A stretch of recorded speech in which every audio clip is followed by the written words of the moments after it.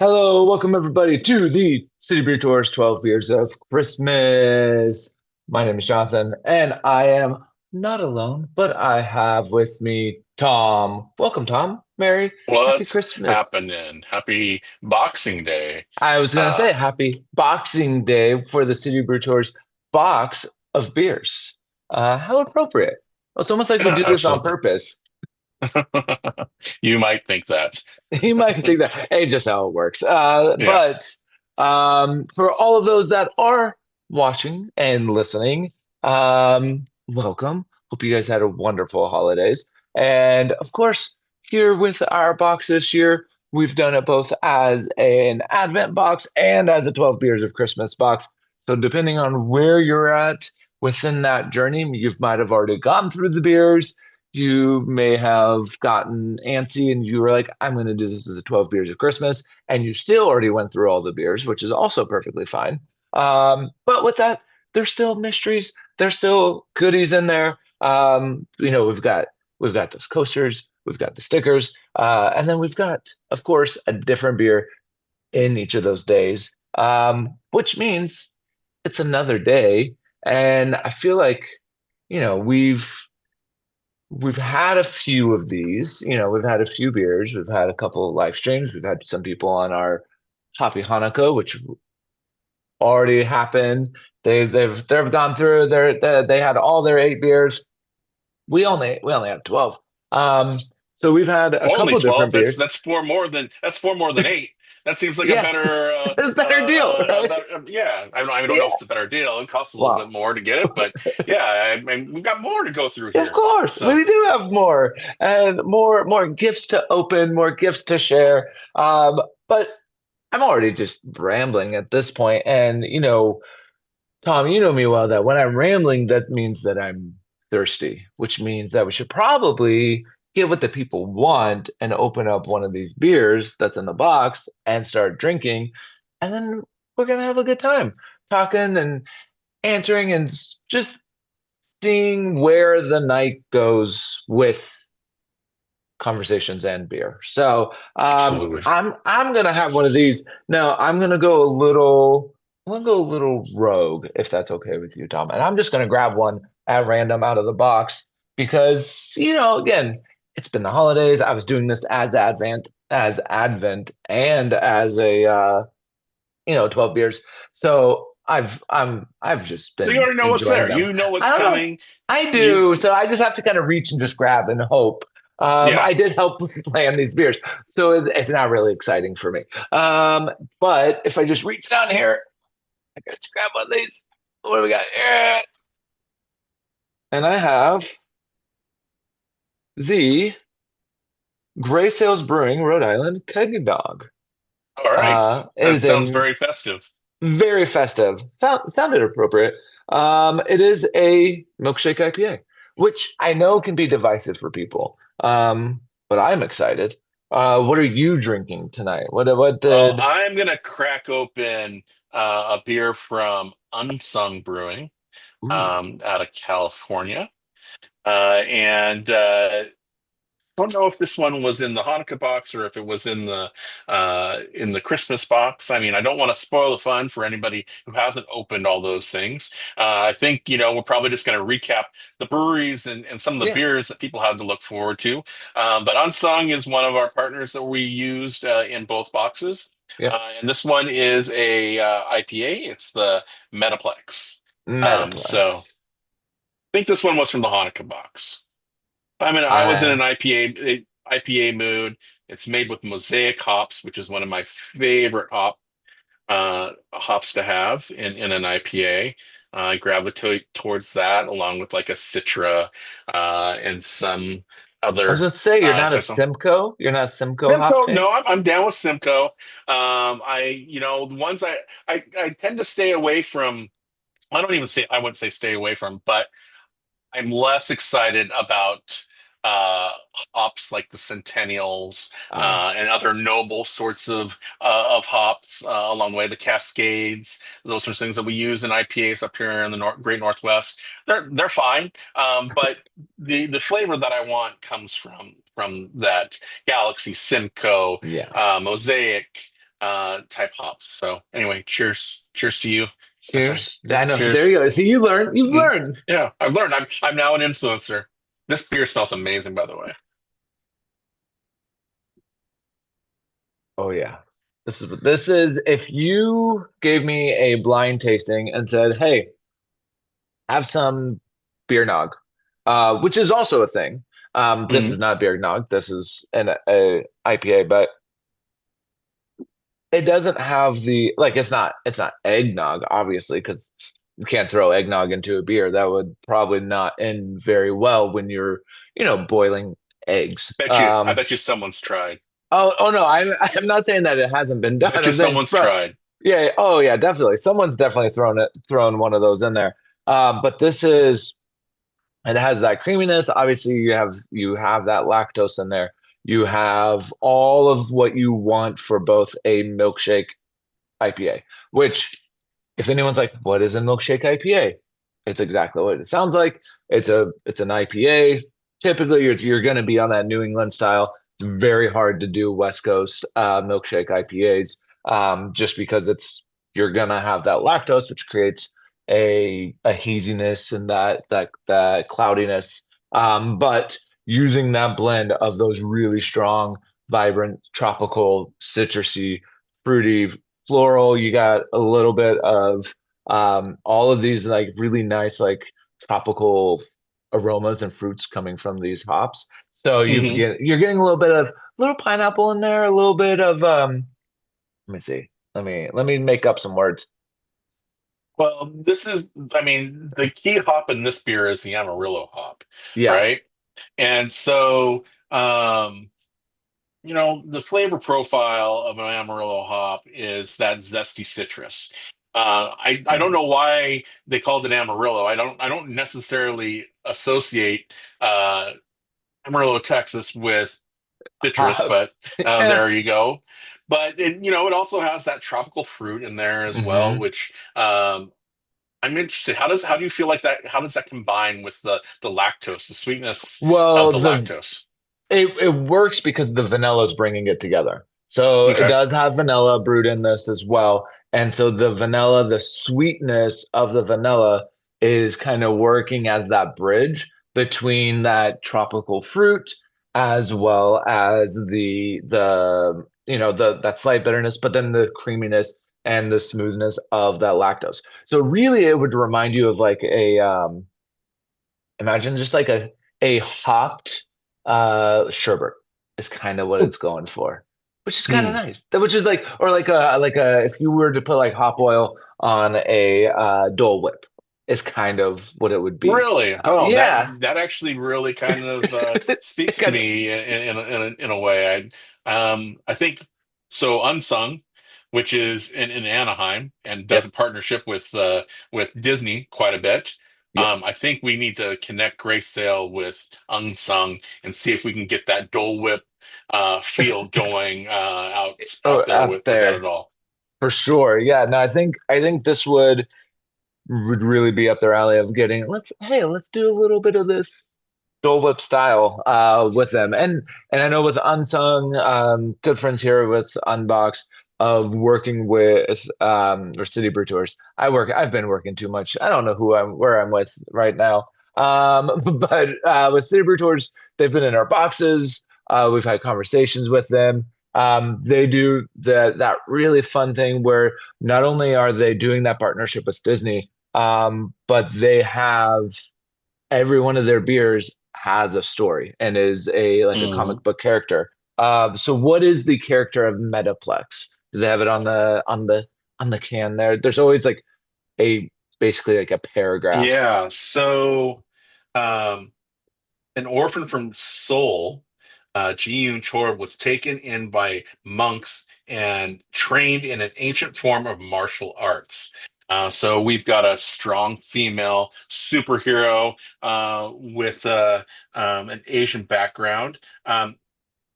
In the mountains, she was bitten by a viper, but escaped death and was transformed by the neurotoxins, giving her supernatural speed and the ability to multiply at will. So Oh, it seems like she might be the yeast character uh, of beer with that, as you know, the yeast multiplies as much as it can to eat all the sugars that it needs to, and it stops when it goes. So I think, I think they kind of nailed it. That's a good crossover theme, at least. Maybe they didn't think about that, but that was the first thing that popped in my mind when we talk about populating uh, beers and what goes into it. So yeah, and using kind of that kind of like heritage or like the background and the backbone of from somewhere else and coming, yeah, I feel like yeah, it's the yeast, it's the yeast, and they always do that with all their beers of kind of those different characters. And plus that's just way more exciting than just being like this beer has this beer has that. mhm. It has hops and water and malts, but having that creative story has kind of always been with them. And with Gray Sales, they have some of those beers that like this one is obviously the Kegnog, which is just there's one of their seasonal beers. They do it at Christmas time all the time. And but they also have they have the Gunner's Daughter. They have a few other that are kind of go back to that heritage in Rhode Island of Mhm. sharing kind of with sailing and shipping. And, I'm not sure if they have any, So the lobster name beer, Gray but Sail, the name Gray Sail evolved from their daughter's Grace Ale. So when I mean this brewery essentially was launched in 2011. They It was Alan Britton's hobby. So, like a lot of breweries start out, from home brewers to microbrewers to bigger.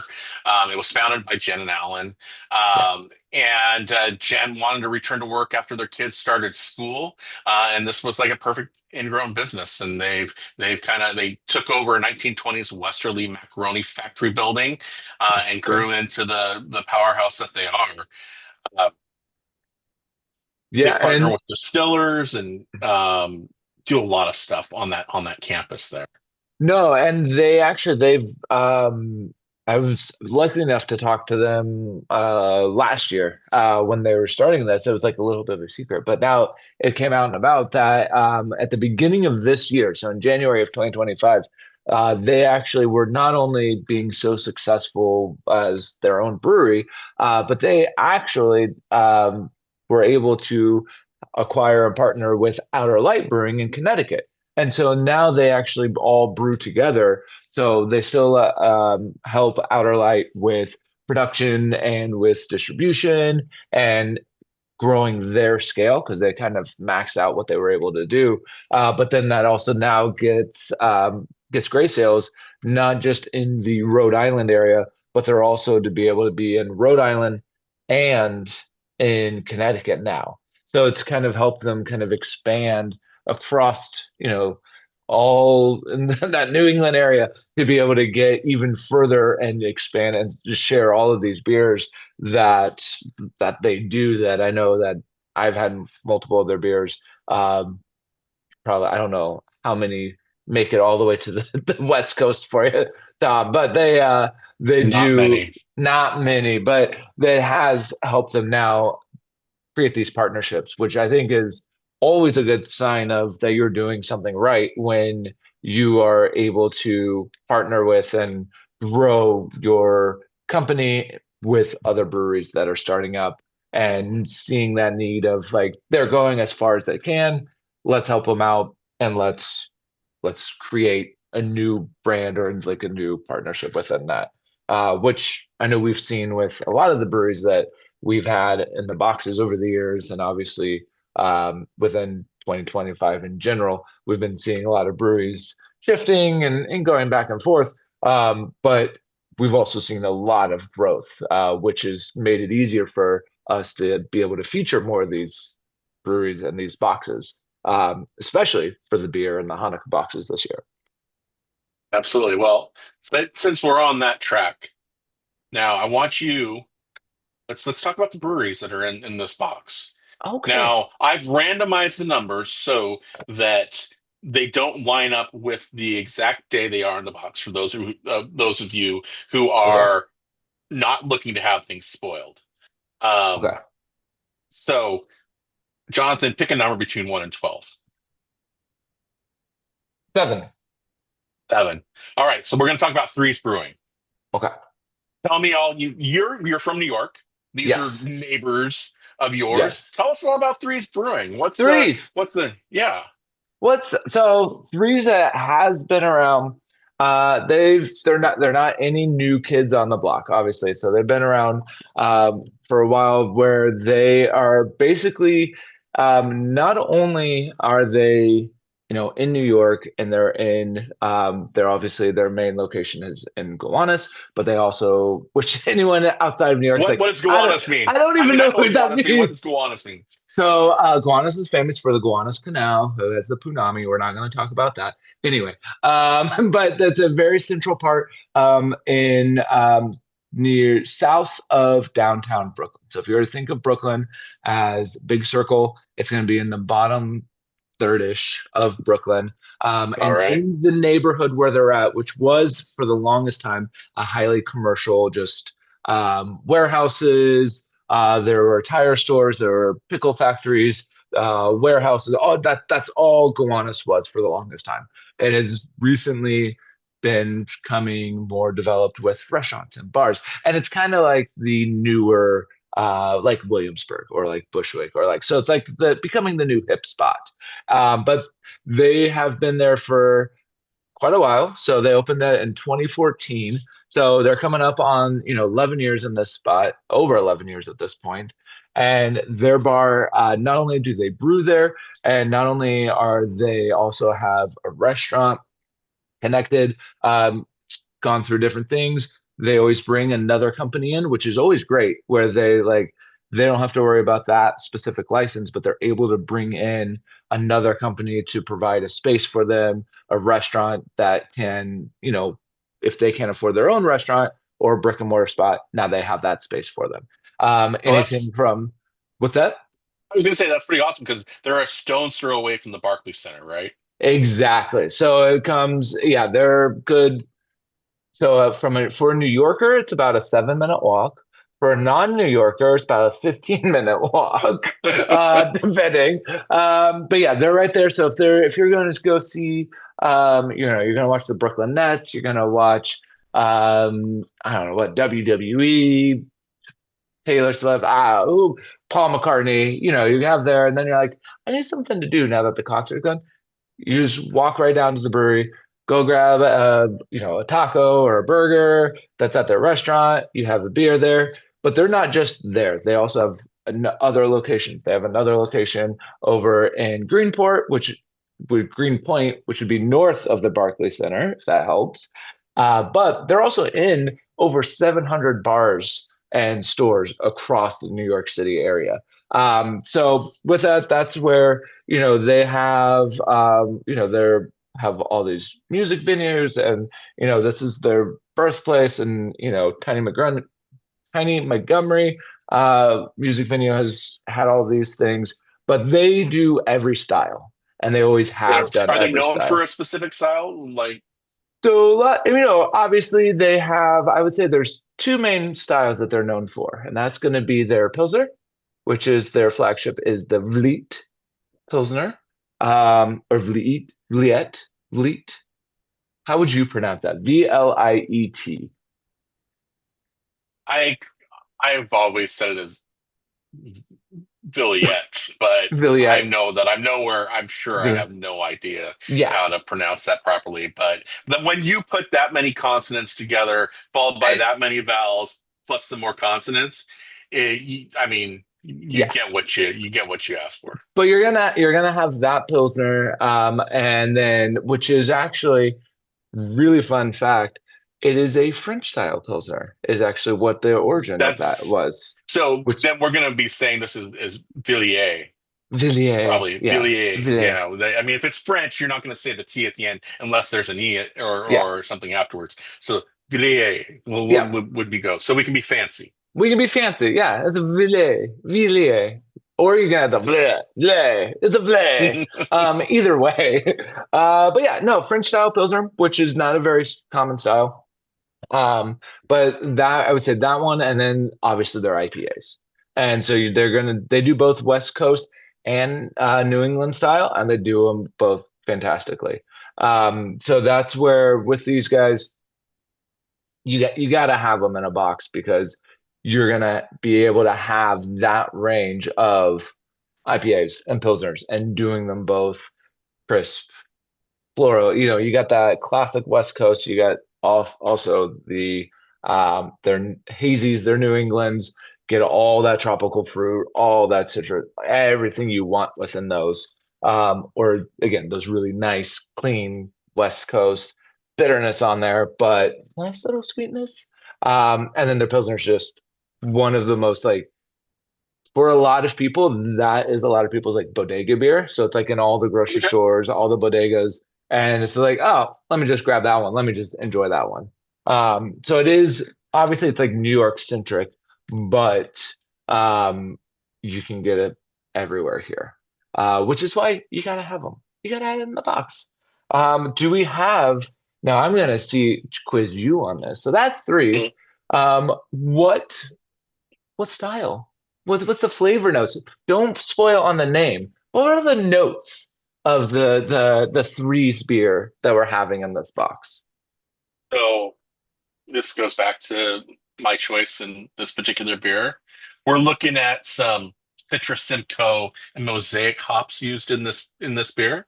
Okay. So some of you smart beer geeks out there might be able to put this in a style based on that. Um, it was crafted with a blend of those hops, specifically hand selected by the brewer. Uh, gonna be have a creamy body, reminiscent of a smoothie. But I wouldn't say it's going to be like your milkshake No. IPA. It's probably going to be a little thinner than that. But your tasting notes are going to be a ripe peach, Okay. some like gushers. Does everybody love the gushers candy? Like kind of explode in your Mhm. mouth with flavor.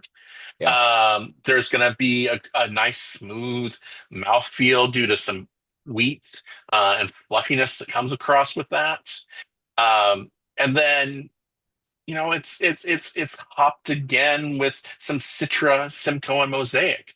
So it's kind of a double hop beer that's coming in there. So I don't know. That might give away what it is, but Oh, so that's it's a your overall. Schwarzbier. It's a Schwarzbier. Yeah. It's Yeah, yeah. definitely a Schwarzbier. It's Definitely a definitely Schwarzbier.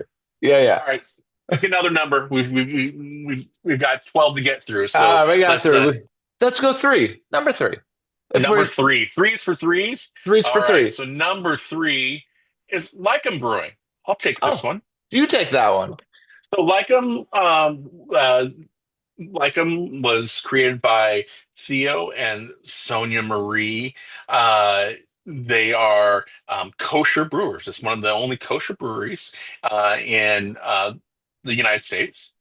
They are making a special debut in our Christmas box for the first time. They've been a standard in our Hanukkah box for Yeah. 4 or 5 years at this point. And they do some very amazing small batch brewing. They have a 7 barrel system, which they've had since they've kind of opened. So Yeah. their model was they brewed in their backyard in an ADU in their backyard. And they basically sold subscriptions to growlers back in say 2014, 2015 was a kind of a growler subscription model that eventually grew to the point where they had their own brick and mortar brewery outside of the home. And yeah, they did the farmers market thing, selling the beer that way, and then subscriptions. And now they have a nice place in Portland, Oregon, which is kind of a homey, really cool sort of hip place. They name their beers based off a lot of pop culture and other history, like their original flagship red beer was the Grateful Red. Oh, Um, nice. Clearly, they've got a new beer called let's see what's don't want to the one in the Hanukkah we had was Haziana Grande. There you So go. yeah, an hazy IPA.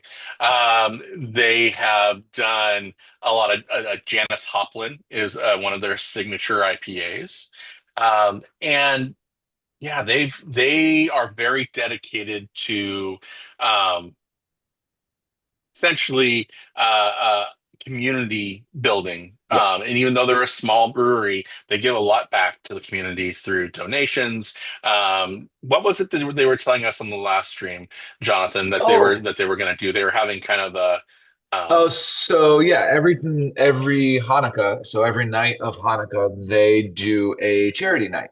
And so they have different local charities that they give back to and host at their brewery, which is really, really cool. I am blanking on the exact charity it was that night. mhm. But they do, that's what they do for like their 8 nights of Hanukkah, is that they try to give back to, they host different events and different anything. I know Sonia was also mentioning like they do, they'll even do like open mic nights and stuff, but do them as a charity event to be able to then give back to them, which is really cool.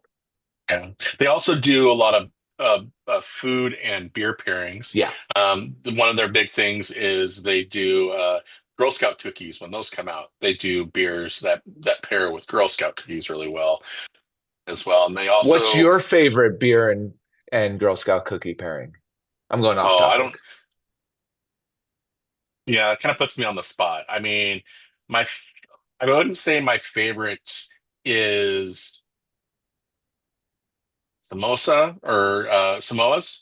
Okay. Those are one of my top two or three ones. I tend to go for something that's a little bit more caramely or whatever, and that's obviously got caramel and chocolate and Yeah. some oatmeal-ish sort of uh raininess to it. So that with a good like Belgian would be something that I would put together. Something that brings out the rich tones of that. Um, what about you? What's do you have a favorite Girl Scout cookie to go off of? So having lived in many places, so I know both the Samoas and the Caramel Delights, they're the Hmm. exact same cookie. So that's always off the top. But then also, of course, the think it's called the Tagalongs, the peanut butter sandwich Hmm. cookies. Those are the best. Okay. So if I were to have those, I would have those with I would just go with the peanut butter stout.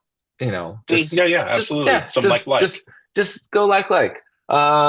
Probably. I mean, obviously, there's a lot of different ones. Let's just go with the one that I have the most often. Left hand peanut butter stout, milk stout. Do that with a little bit of that peanut butter cookie or the peanut butter chocolate one. Either one, it'll work for that. All right, Yeah. pick another This number for us. number 11. 11. So that's Unsung. Uh, Oh, yeah, tell us a little so about what you know about Unsung. yeah, so with Unsung, I know we've touched on them a little bit already. But again, Anaheim, California.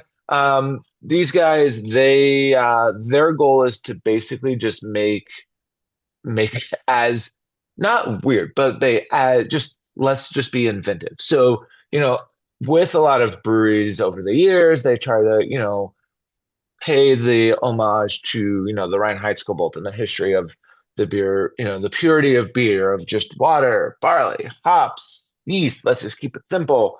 And Unsung's like, yeah, why? Let's go the other way. And trying to kind of reinvent some of these unique styles. Again, they also have, paying homage with their name. They want to be kind of those unsung or like those unspoken heroes in the beer world of, with, they are huge comic book fans in their tap room. They have some like different memorabilia, different comic books, and just kind of taking in that culture, which the comic book and the nerd culture it does cross over with craft beer a lot in a lot of Hmm. different places. Which is where, different breweries will hire comic book artists to create their can art. But also just there's a lot of crossover of just nerds love craft beer, and there's craft beer nerds, and then there's comic book nerds. And so being also in Anaheim, as we've mentioned, they not only are they, small footprint where really they don't do major distribution, and they're kind of right there in Anaheim and Orange County, but they also have developed that partnership and that friendship and that relationship with Disney. And so there's some of their beers that they actually only sell and distribute to Disney, and they'll make them for Absolutely. Disney. Which the one of them that we've had, Well, so today, actually, if people are following along with the box day by day, today is the Unsung Day. oh, It's the yes, Lumino and that's the one. that they have, and which is a great Mexican style lager, Yeah, using with flake corn, and Pilsner malts. It's kind of balanced and smooth. Should have a nice cracker taste to it. There is a touch of sweetness to it, yeah, like you're gonna have. Best enjoyed at a family cookout, or maybe a double header of the Well, I guess it's the Los Angeles Angels now, which is probably right down the road from them, yeah. as well. So yeah, this it's crushable. It's 4.8%. Hopefully, some of you are drinking it tonight. If you're not and you've moved on, that's great too. We'll hit your brewery here sooner or later with that. But yeah, That is definitely a they beer do a that is, yeah. nice, That's crisp and clean. Like that's what I was gonna say. they don't have a lot of misses. Like they do Yeah, like to be experimental and kind of do some things along the way, but they do it with a good thought process behind it. yes, They are very much about elevating craft beer, so that if something goes wrong with one of their brews, they're going to throw it down the drain. yeah, They're not going to give craft beer a bad name by putting out something that people might have an off flavor with or whatever. They want to grab the customer and keep them in, and that's for all yeah. beer. They want to give craft beer. They're dedicated to giving craft beer a good name, Yeah. which Well, is and really that's the great. thing of where there's breweries that do a lot of experimental things and take big swings, and I fully support that. That's great. But and they do this as well, but they're also doing it with these classic styles, and they're just keeping. I've had several of their beers, and every one of them, one hits the mark on that style. It's like that's Hmm. great, and then there's a little bit of like a pizzazz, of a little bit of like oh, there's a little surprise in there. It's like, oh yeah, this Hmm. is what I imagine this would be should taste like the Lumino. It's a Mexican style lager. It's like this is exactly, but there's a little something that's like, oh, that's a little Christmas gift in Hmm. there. I'm just like, oh, that's a just a little tweak that just helps it stand out. And again, like craft beer, should be elevated. So it just helps it elevate just a little bit with each of those. So if you go to Disney, you will find Lumino. I know that for a fact. Hmm. Um, and you'll be able to enjoy this really nice, crushable, quaffable beer in the hot California sun, um, when it's, if you're like, I don't like the cold right now, go to California, have Lumino, and there you go. You got it. All right, next number 7? 7. It's gonna really be really hard for You me to already keep did track. 7. You already did 7. Got to 8, do 8, another 8, 8, 8. 8. All right, number 8.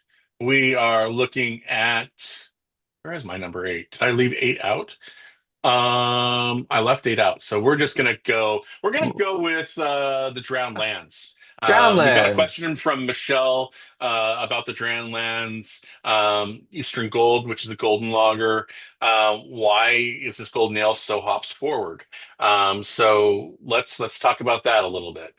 Yeah, so Drownlands, they're actually not far from me either. They're over in Warwick, New York. So they're over in the Catskills. So Catskill Mountains, not only is this a, nature, mountains, hills, part of, Appalachia. It's all in there. But that area of New York is also where the actual watersheds that feed the aqueducts in New York City come from. So it is some of the freshest water, clean water, mountain water. So you're gonna have really clean, crisp beer, the perfect place to have beer. Now with Drownlands, they're playing their whole thing is, you know, it's actually literally just an homage to dirt. It's an homage to dirt, which is built. So it's just using that land to build those flavors. And so basically, it's about for the idea of foraging and getting ingredients from the land that are just freshest and crisp as possible. With this specific beer, having a little bit more of a hop forward characteristic with that. This is a not only is it just a classic golden ale, but a lot of things that I think that we have with golden ales, we always think of them as, you know, crisp or smooth or sweet. But again, as we've been talking about with all these different beers of these different hop flavors, hop characteristics, that if you can use the same hops, you can use them in all these different styles. But if you, even with this traditional style, add them just a little bit sooner or in a different order than they're traditionally used with in that style, it's going to change that hop profile. And so with them, they are basically just trying to, get these again, build on the ingredients, build on the those flavors. And so this one was just going to have a little bit of that kind of switch Let on there. let's let me ask Michelle here. When you are saying hop forward, what characteristic are you picking out, Michelle, that tells you that it's saying hop forward for you? Is it just that it's got more bitterness? Does it have what are the pieces that are going along Yeah, with that? And while you type that response to that answer out, um, with a golden ale, you can have things that are hop forward. yeah, Shouldn't be as intense as an IPA, no. um, but it should showcase hops with moderate bitterness and aroma. Um, do we know what hops are we using in this beer, Jonathan? Can we find that out? I'm gonna find that out. And another thing that I will say as we're finding out the exact hops on this is that another big aspect to any beer is going to be the water. And their water does have they actually try to utilize the native mineral build profile of their water. And so that alone could bring out those different flavors and characteristics of those hops in a different way. But I am going to get that hop information for you. It should have a little bit with this specific one, should have a little bit of that kind of grapefruit characteristic in there. So you should get a Hmm. little bit of that kind of grapefruit, citrusy. So I'm assuming by grapefruit that you would have, what would that be? That would be, see if I can do my hop information in my brain off the top of my head. I would assume that would be Simcoe right off the bat. But I'm gonna find this. I'm gonna find this out. I got this. I got this. You talk, Tom, while while I do this. Yeah. So Here. Michelle says this is more of a citrus pungent punch to it than a typical pilsner or lager. I'm not used to this fruit forward taste as opposed to the crisp or sweet taste I usually expect with a pilsner. Okay, so that's one thing where this style is going to be a little bit different than a pilsner. Yeah, you're going to expect it to be a little bit more bready and whatnot, but they add a light crisp honey flavor note to this, so you're going to get some more sweetness to that. They're also going for like graham crackers in this particular beer. So where you're um, where you're comparing it to a pilsner or wherever with that, you're going to have a lot of Yeah. that's going to be a more bready note versus a more crunchy graham cracker note. So that might be some of it. The citrus on that, I think maybe, I mean, are they using an El Dorado hop in this? That, I mean, that might be That's what something that. I'm wondering. And this is one thing with some breweries. They do release their hop bill and some don't. And that's just there's nothing, required right or wrong about that. That's just, if there's been clones for that made or, if they just release it. Um, it just is what it is. I am also finding that with this one, because an El Dorado would make sense with this because Mhm, it can also have a slightly bitter finish with some grass aromas mhm. and grass cutting finish on there. And so I would assume maybe something in that El Dorado. We're not going to have Citra in there. Could even They be are, Cascade, maybe a little bit, possibly. yeah, they're trying to go for a grapefruit, a drizzled grapefruit on the side too, from what I Yeah. understand from their flavor profiles and their website alone. So I think maybe not a classic golden ale, maybe, I mean, maybe not a classic according to BJCP Right. uh, guidelines, but that's probably why. I think they're going for that, Michelle, specifically, just based on the descriptions that we have. I wish I was I found drinking it out. side by side. You found out. I All found right. out. I will eventually get it. Citra, which I was surprised. Citra, Mosaic, and Cashmere, Mm, which is going to be so the Cashmere is going to create that. Cashmere is actually one of my favorite hops, little known fact. It's not doesn't impart a lot of flavor, but it imparts a mouthfeel. And so when you want a golden ale, you want kind of that kind of wee oaty kind of smoothness, and that cashmere is going to lend to all of that, to like that crackery, that breadiness.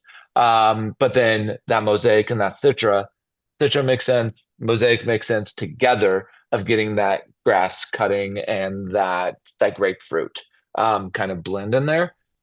As far as when they're adding which ones and they're using them for bittering versus flavoring versus aromatics, I there's no way for me to know that, but that's where this combination of these three hops that normally are used in many different ways, I actually find it interesting that they're using them together in this style, which is mhm, typically a much smoother, sweeter kind of I would say like a golden ale would be like the ale equivalent of and many times like not quite like a half or like a but like a maybe like a light Vienna lager or something, that has kind of that just drinkability, crispness, like not as much by as like a German Pils or something, but like still has that body in there.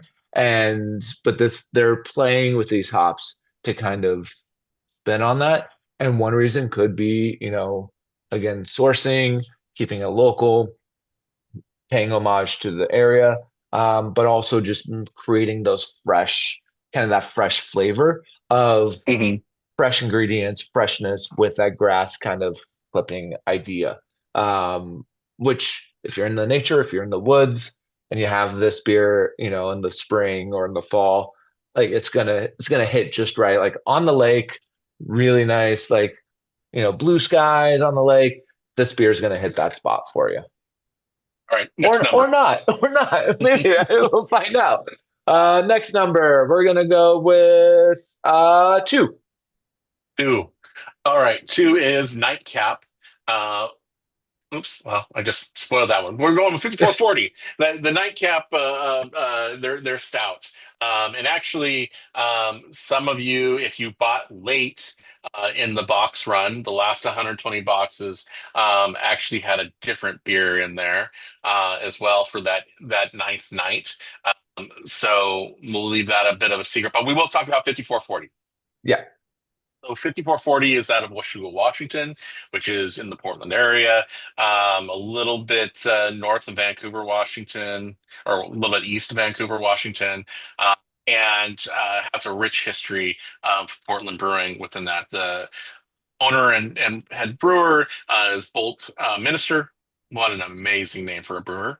I'm jealous every time I talk to him. Boltness, Boltness, Bolt, Bolt, Bolt, like lightning Bolt. bolt. Um, and this beer is made with candy cap mushrooms. It's a great stout with those things. Um, it 5440 just so their name comes from 5440 or die, the rallying cry when we were drawing the board when we were drawing the north border between Canada and the United States. And that was the claim, and so it's got a little bit of history with that as well. But um, 5440 has been a partner for us for a long, long time. Long time. Um, they were during the pandemic, they supplied a lot of our beer for our beer boxes that we sold direct to businesses and whatnot. So this beer is very familiar, very great. Um, Not too sweet with those candy cap mushrooms that are in there, but they take off just a little bit of the bitterness that you Yeah. would get in a typical um, out with that. And I know with this specific one with the nightcap, they've also done seasonal variations of this one too. That Hmm. they've done it with the mushrooms. I know they've done it with maple syrup. They've again kind of taking like a pattern we're seeing with a lot of these breweries of, taking a style or taking a beer and like what's in season because, getting a lot of mushrooms for beers can't be the easiest thing to do Hmm. on an annual large scale basis. Well, here's the other thing is handicap mushrooms are really the only mushrooms you're supposed to be putting in beer according to some guidelines. And as There you far go. as like the TTB piece, like they're pretty particular about which type of mushrooms you can add to that sort of stuff. So um, they're focused on making easy drinking beers Yeah, that basically bring folks together. They have proper German style beers, and yeah. Northwest ales are kind of their home for those sorts of things. Um, Their they Belgians are are, great. Their yep, Belgians, they do it all. they do. They absolutely do it all. All right, next on the hit list, what's our next number? You know, let's go number one. Number one, we're going with Hopworks, another Northwest brewery. So they are a B Corp business. Yeah. So they are very dedicated to sustainability. They are one of the only, they used to be completely organic, Yeah. an organic brewery, but Yeah. with some of the ingredients um, not always being available, they have cut back a little bit, so they're not 100% organic. This brewery is a flagship in Portland and has been around since I want to say 2008, 2007 with that. And they've been around forever. And they have hubs all across the Northwest. Their footprint of where they deliver is growing with each given day. Um, but yeah, this beer that we have, the beer that we had for the Hanukkah box they used was the Beastly Honey Porter, which was Yeah. a brand new beer for them as well. This beer that you're going to get sometime soon is also a brand new beer for them, and um, it's going to be Yeah. How delicious. do we define this one without giving it away? Yeah, yeah, Uh, yeah. it's um, it's gonna be delicious, as you said. Yes. Slightly desserty, however, very seasonal-ish, Hmm. right? I think Yeah. that work. I think that works. Yeah, Uh, if anybody knows Base Camp Brewing in Portland, which is now defunct, they used to have an amazing version of a beer like this that was kind of like their what they were known for. They had so Base Camp used to have aluminum bottles. They were all about camping, that sort of thing, and so lightness in there. having to pack things back out was a big thing for them That's as really well. cool. But they developed that. That's Uh, cool. And one yeah. thing I do want to say with Hopworks as well is, and this number is, I think, is really, really cool, is that they are on a 20 barrel system right now. Which again, if you want to do math, that's roughly what, 40 kegs at a time, give or take. But that's the math, right? They do almost like over 10,000 barrels a year on that one system, which is a lot, which means they make a lot of beer and they make a lot of really good beer. So like 10,000 barrels in on a 20 barrel system. So that's, if you want to think of that and break that down, that's 500 batches of beer a year. Mhm. That's a lot. That's a lot of beer. Yeah, they're constantly brewing. It's a really And amazing again, for setup. other math guys, there's only 365 days in the year. So yeah, there you go. Yeah. They're brewing a lot of beer for you. And again, doing a lot of those different styles and also being, yeah, it's good stuff. Good, something to look forward for you guys. Yeah. All right. So 4, 6, 10, 12. 4, 6, 10, 12. That is not my pin number, but I will take number 6. Number 6. All right. This is going. You picked another one that is in the same arena as the last one. So when we're okay, so let's talk a little bit about how we choose the beers for these Yes. boxes, Jonathan. Let's do that. So we really look at 4 different characteristics that we're trying Yeah. to hit when we're putting these boxes together. We're always going to give you something in the lager area, like a good yellow beer that usually starts things off in one way, shape, or another. Nice, light, easy drinking. Yeah. Next, we're going to do is we're going to find something malty. What's in the malty world?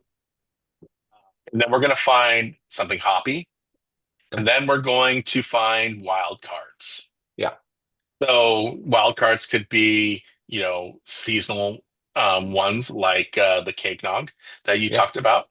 Something that's going to very much say this is a holiday box. It could be a sour. It could be um, something that is a combination of the Mm. other 3 categories as well. Um, but it's going to be a wild card. Belgians And can then, usually fall in that category as well, or mhm, something in there. Yeah. absolutely. So that's our first like we get lists from breweries of what they can have or what they have available to us, and then we kind of shoehorn those in based on what is a brewery great at, what are they known for, what is something that seems interesting Hmm. and amazing, and what region are we coming from. So Yeah. we try and spread our selections out across the US. So we kind of do West Coast, Midwest, East Coast, sometimes North South.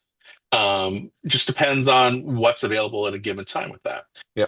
So, and then we also look at our relationships with breweries and try and honor them as best we can. So we will have oftentimes, like maybe not year after year after year. Obviously, for someone like Lycum, who is a kosher brewery, we're going to put them in our Hanukkah box every year, just because it's one of the ones that we know for sure is going to do well across the board.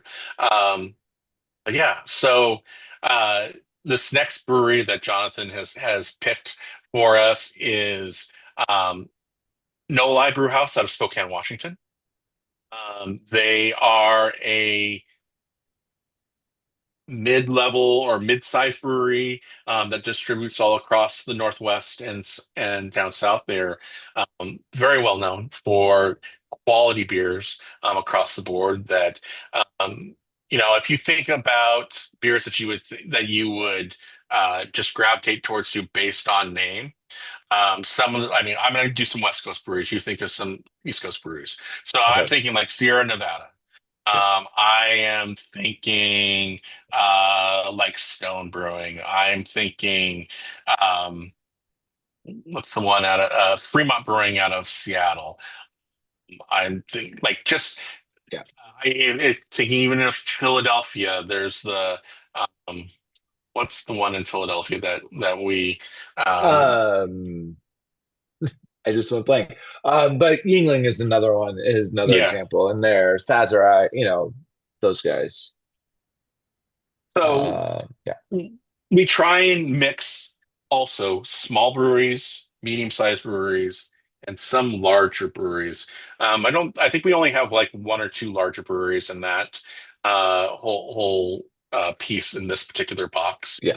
Um, but yeah, we tend to like we want a balance of all those things. So like um, I don't know if many people know about our roots, but City Brew Tours was started in Vermont back in 2011, 2008. Yeah. Uh, and it was very much just like the owner of the company bought a church van and started driving people around to breweries, that sort of thing. And the whole point was edutainment, essentially. We're going to teach you about beer, how what's the proper way to drink beer is if you're doing it in the way that doesn't blow out your taste buds and whatnot. So that's where the basically the yellow malty hoppy wild card sort of thing came from. So though with that thought process behind, we also want to show you a small brewery versus a medium-sized brewery versus a large brewery. Yeah. And so you can see behind the scenes, like we'll take you to breweries that brew on a one barrel system. Yeah. Take you to breweries that brew on 100 barrel system. And then somewhere in between, obviously a lot of those ones are 10 barrel systems. The 20 barrel system are kind of the sweet spot with a lot of those places. Yeah. That's kind of the thought process behind that. So No Lie fits in that kind of that flagship sort of.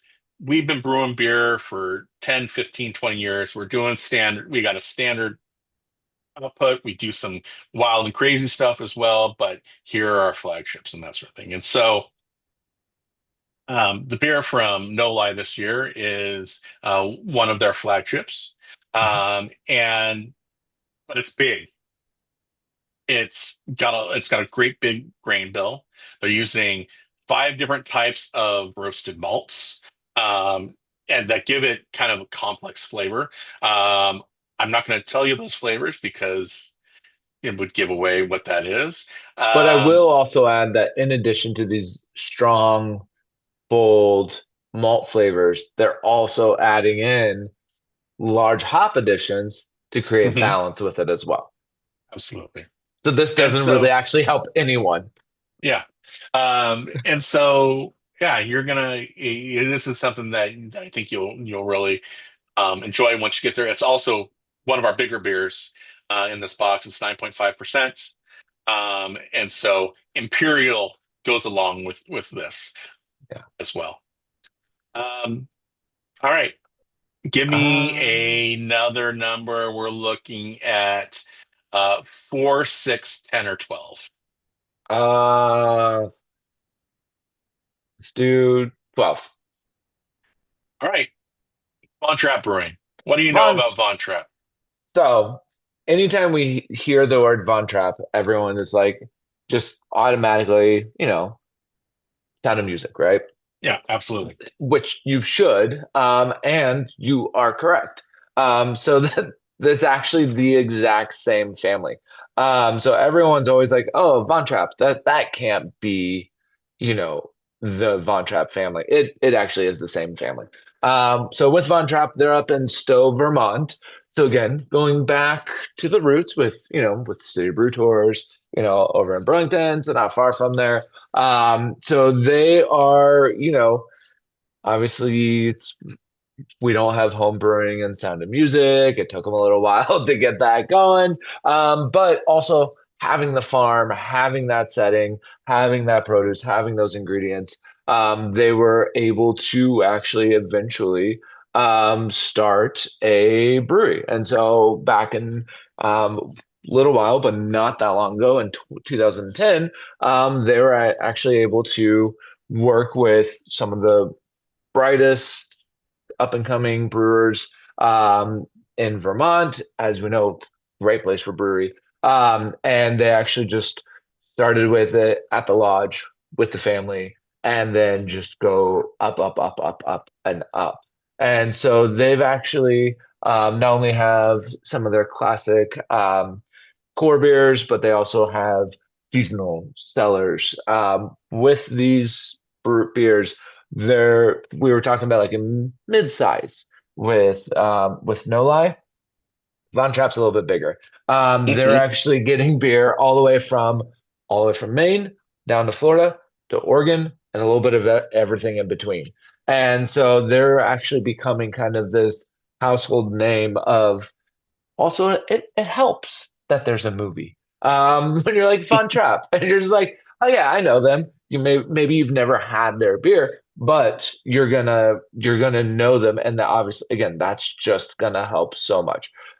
As you would imagine with their beer, they're doing classic German styles. And so with a lot of their stuff, pretty much all their beers are award winning. Anywhere from the World Beer Cup, anything from, the Great American Beer Fest, other New York or international competitions. All of these styles are just kind of dominating these anywhere from 2018 to 2025, and they're just they're just good. And I was actually just drinking one of their beers a couple weeks ago on draft, and anything from you can have smoked beers, they have smoked lagers, they have traditional pilsners, they have golden lagers, blonde ales, they have Vienna lagers, dark lagers, dunkels, Oktoberfest. So literally everything all across that you would think of traditional beers. So we've been talking about a lot of these beers of strong, bold flavors, intensity, other flavors adding in there, lactose, fruit. This is going all back to the roots. And these are just your traditional beers that hit the mark every single time. With this specific beer, again, these, some of these are a little bit harder to be like, this is the flavor without telling you what it is. But it's gonna be nice. It's gonna be bright.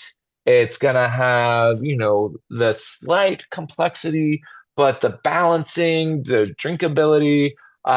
It's gonna have everything you want of something that is nice, light, crisp, but not boring at the same time. So it's not your, There's a your place mass for produced. there's a place for quality craft beer, for good ingredients, Yeah. and You can't be that's not bold all the something. time, right? You Yeah, can't be exactly. bold. Like sometimes you need a palate cleanser. And that's what I feel like, especially this beer. I've had it too many times in a good way. Hmm. It's what you need. Like if you've especially, we just went through, everyone had their holiday season or like still having it. You're eating a lot of food, you're having a lot of drinks. This is what you want. This is what you want. Let's sit back, let's throw on a movie, let's just chill. This is that beer for you. But it's also great in the summer. Absolutely. It's good in the All right. winter. Anytime beer. All right. 4, 6, 10. Six. Wait, I thought we did. Oh Six. no, I'll do six again. Yeah, this is Victory Brewing. Oh, Victory. So another big brewery, hitting the mark. So we got right down, and you got Pennsylvania. So Victory, they're kind of one of those ones that they actually kind of also going back similar to the roots of City Brew Tours. They actually, their roots do start on a school bus. They were not brewing on a school bus in 1973. That would be frowned upon. But they actually, these fifth grader friends, Bill and Ron, they met each other. And then, as life happens, you go through life, and then you're like, You know what? I should start a brewery. Years later, almost 20, after they go through college and everything, once they come back together in their 20s, home brewing, experimenting, and then basically they've been brewing for the past 28 years.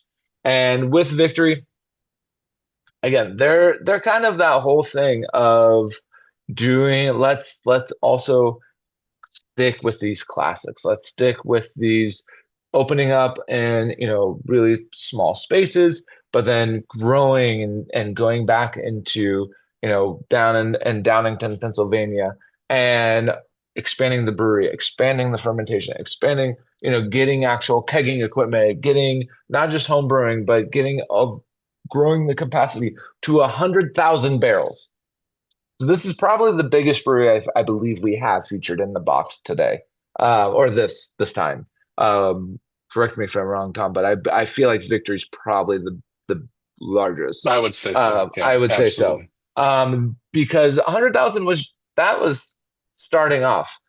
They actually can do now over 200,000 barrels, and so that's where they are doing really large productions. I would consider them a production brewery at this point of cranking out beers. Anything again from pilsners to sours. You've probably have seen their beer in this grocery stores. You've probably seen their Golden Monkey, their Berry Monkey, the Sour Monkey, lots of monkeys. Their Prima Pilsner, the all of those that are kind of their flagship ones that they release in the grocery stores all across the country. Um, and they've done different variations of those as well. What's your favorite monkey from them? You've had Victory, I'm assuming. I think the only one that I've had is in this box. So I'm Really? not gonna, yeah, I'm not gonna, Okay, they we're not gonna they don't spoil make it it. that, yeah, I'm not gonna spoil it. I'm not gonna spoil it. All right, speaking of ones we can't spoil, I'm not gonna give you a chance to pick a number. Yeah. This is from night one. Crooked Oh, Stave. there we go. Cricket save. Night one. Again, so this one, because I also have this one, not only with this one we can spoil, Slay Queen. But I always like with this one because I also have it at my bar right now, and it's just I like the Slay Queen, like Slay Queen. But this is your Crooked Stave. Big fans of them. Have been fans of them for a long time. 2010. So we're going back kind of more to that kind of that mid category here. So we've had Lycum small, we've had a couple mids. We're kind of going back in there. So this one, Crooked Stave, the interesting thing about them is that a lot of their beers, they're not only, again, also kind of pushing these boundaries, trying new things, trying new flavor profiles, but they do a lot of cool ships and they do a lot of fodder fermentation. Fodder fermentation. Fodder? Fodder. I call them Fodder. floaters. Fodder. Fodder, Um, fodder, Fodder. fodder, fodder, fodder, fodder. Fodder. Pronounce that how you want. Uh, but a lot of their beers, they'll use wild yeast, and they will brew their beer, and then they'll let them sit in there and develop and build in those flavors. They actually are woman-owned and operated by Yetta Vorovic, and they are still growing and evolving kind of what flavors can be. And so with this, especially with the Slay Queen, which is a nice, it's a holiday beer. This is like the perfect holiday beer. It is actually fairly light in flavor, which I like, but it's still bold at the same time. So you get a lot of Hmm. those spices. You get that cinnamon, you get that nutmeg, you get that allspice. You get all those flavors you want this time of year from smelling baking and cooking and your candles and your cinnamon, your pine trees. You get all those aromas and you get all those flavors, but it's not like it doesn't weigh you down. And so it's just still really nice, light mouthfeel, very easy to drink. And so you get those flavors and then it kind of just like settles in. And so Hmm. this is like the perfect like it's not a winter warmer. It's not something that you need to sip on. You can like drink this one really like fast, which I like because I like to drink fast. But And then I wish I could say that I planned it this way, but our final brewery is the brewery you're going to be enjoying tomorrow. You're going in order, and that is Three Floyds. Jonathan, let's put a button on this. Bring us with home. Three We'll, Floyds, as somebody that grew up in Indiana, obviously I have Three Floyds has a special part for me. They this beer, I'm not. I'll spoil this one. I will spoil this one because I like to spoil a couple things. Mhm. You know, Well, this. this is the Christmas Eve beer for tomorrow's Christmas. Oh Essentially, yeah, you're cracking, you're yeah. peeking in that present before you're Peeking supposed to open in. it. This one does not have a holiday theme like the Slay Queen. Well, I This is the mean, it zombie. could. I mean, zombie dust. I mean, Yeah, maybe if it was Easter, I don't know. maybe maybe Easter. This is about as bold as you can get on any pale ale. Um, with a lot of pale ales, obviously we're thinking like, oh, baby sibling of an IPA. You know, not as bold, not as citrusy, not as bitter, but Three Floyds doesn't do anything, half-assed. They're like, we're just going bold. So even our little pale ale, they're going all in with this. And so you're getting those really, really strong hop characteristics. You're getting that bitterness, you're getting that flavor, you're getting that boldness. And that just goes along with their stories. They've been around. They've had a few different iterations of the company over the years, from the early 90s all the way to the 2000s. But their whole idea is kind of being those rebels and being those pioneers, groundbreakers, getting inspiration from a lot of like heavy metal, punk rock, all of these kind of not fitting within the traditional realm of beer. And let's go bold, let's go big, let's have, let's make this flavorful. Having grown up in Indiana, there's not a lot of, you know, refined palates. I mean, there are, but everyone's used to just having beer at like a baseball game, at a bonfire, having, more quantity versus quality. But then Three Floyds came out and was like, no, we're going full flavor, great ingredients, and we're just gonna kick it up a notch. I feel like it's appropriate. They're kicking up to 11. They're getting that up to 11 on that flavor there. Um, what I mean, I know I drank this one with our last live stream, Mhm. and it's just it still holds up after all these years. After this version of this beer, I think it's been around for almost 30 years at this point, um, over 25, and it's hasn't changed. Like it's just a really good hazy pale ale, which I like. I really, really like. Absolutely, absolutely. Well, we told you everybody who's in the box. We've done all we can to give you a preview. Thank you, everyone, for joining us. Um, yeah. Any closing thoughts, Jonathan? With all these boxes, this is another year. It's always fun to, even though I have a hand in picking these boxes, like it's still fun to see everyone's reactions of these boxes, whether it's on Instagram. Like, so please tag us on your post, tag City Brew Tour, so we can see, everyone opening these up on Untapped. It's kind of like that parent that gets to watch their kids open the present. Like, I know what Mhm. everyone has, but it's like watching everyone's like, enjoyment and surprise of these different flavors, these different brews. Some they know, some they don't know. This is why I like doing this every year, and why with these streams and talking to everyone. Um, all I can say is cheers to another year. Mhm. Hopefully we see you all back again. We're gonna try and get new beers, new breweries. Can't make any promises, but we'll Mhm. try. We'll try to get new ones. And keep pushing the envelope. And all I can say for everyone else is keep trying, keep having new beers, keep helping your local breweries. Whenever you travel, try those local breweries. They all need our help, and we can all wish them a happy holidays and help them out as well. I think that's all I got.